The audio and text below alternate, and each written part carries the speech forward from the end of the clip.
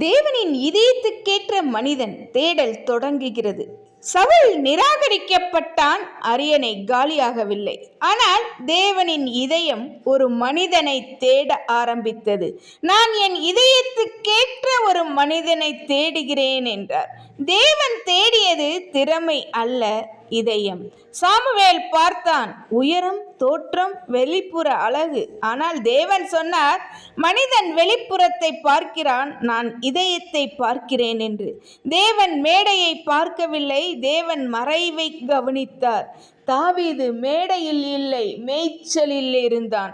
அரியணையில் இல்லை, போர்க்களத்தில் இல்லை, மேய்ச்சலில், வெளியில், வனாந்தரத்தில், மக்கள் கவனிக்காத இடத்தில் தேவன் உன்னை தயார் செய்கிறார் என்றும்.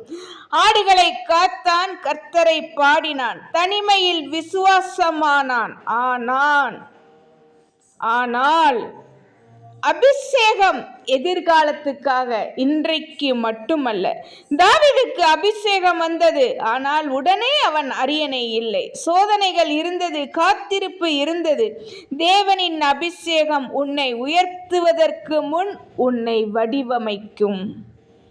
இன்றைய விசுவாச வாழ்க்கைக்கு இன்று பலர் கேட்கிறார்கள், என் வாழ்க்கையில் எப்போது? என்னை யாரும் பார்க்கவில்லை என்று. நீ மேடையில் இல்லை என்பதால் தேவன் உன்னை விட்டுவிட்டார் என்று அர்த்தமில்லை மகனே, மகளே.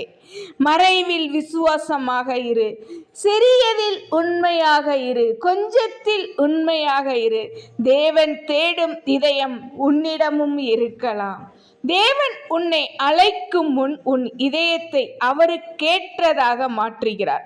கர்த்தாவே, நான் பெரியவன் ஆக வேண்டாம், உன்னுடைய இதயத்துக்கேற்றவனாக வேண்டும் என்று விரும்புகிறேன் என்று சொல்லி நாம் கர்த்தரை நோக்கி வேண்டுவோமா? கர்த்தர் தாமே ஆசீர்வதிப்பாராக. ஆமென்.